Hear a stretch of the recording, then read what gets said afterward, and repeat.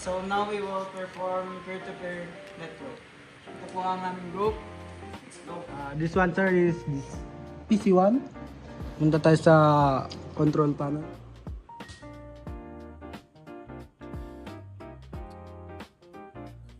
Dito sir, network and internet.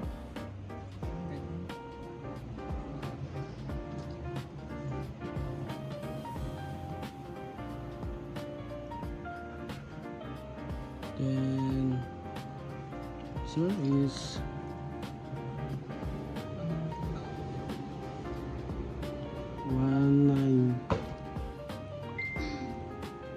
two 168 and 1 2 and 192 168 1.1. Then okay sir.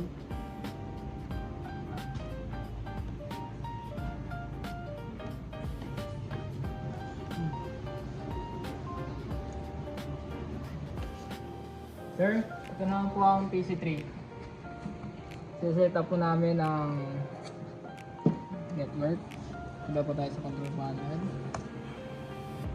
Network internet. Network sharing center. Pindutin po namin internet. Properties. IPv4. Ito po yung IP address ng PC2.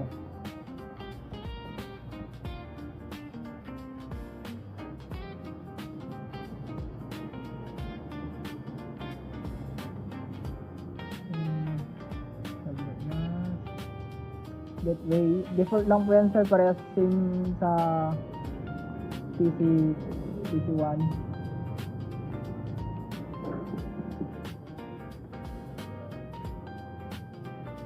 Sa kadagdagan sir, kinonect na po namin yung PC1, PC2, PC3 sa isang router. Dito po sir, sa router na yan. Ito na po yung PC3. So, sir, we will do this. Let's open the control panel and go to network and internet, network and sharing center.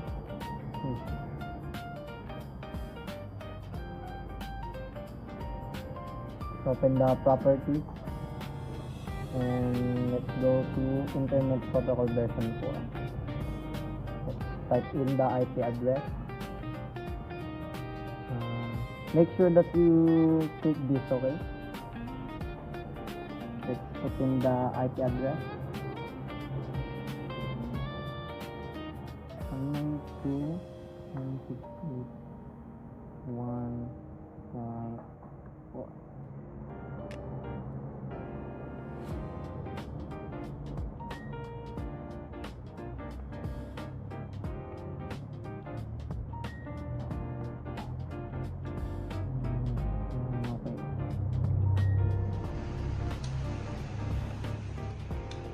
So sir, ito na po ang paggawa po namin ng files sa PC1. Yan sir, gagawa po tayo ng new folder. Ilagay po natin PC1. Tapos open po natin yung folder sir. Ilagay po tayo ng picture sir.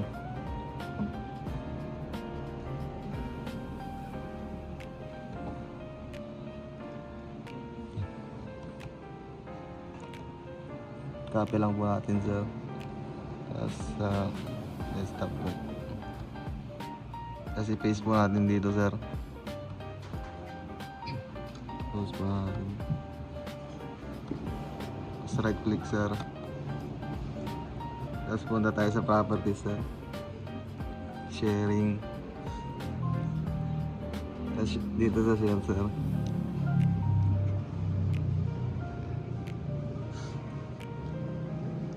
Kasi itong everyone sir, pipindutin natin sir. Tapos add. Tapos talabas po dito yung everyone sir. Tapos pindutin natin yung read write sir.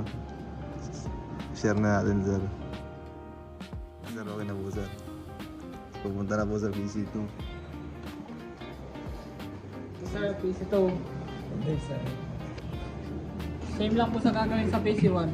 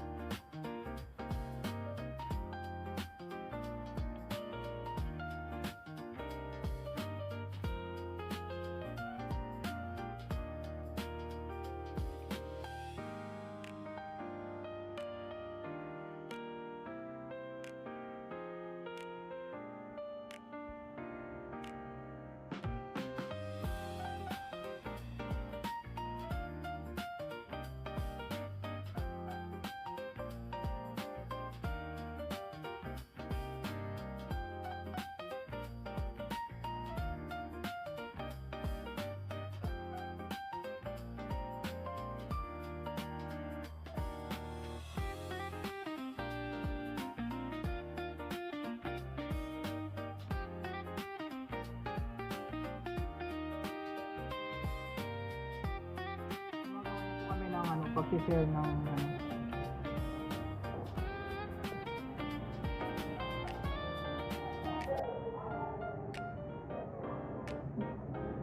Din po yung grid ng white. Tapos, yun po natin.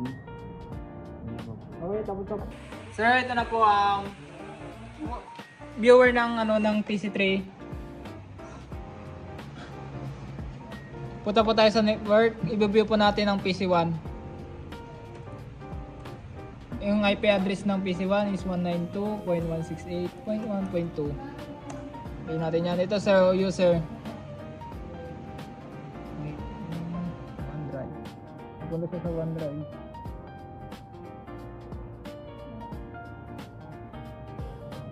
Ito po ang PC1 ng shinare ng PC1.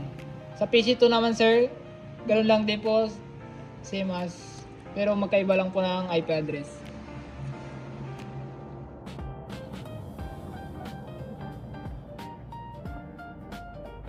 Ito po ang PC2.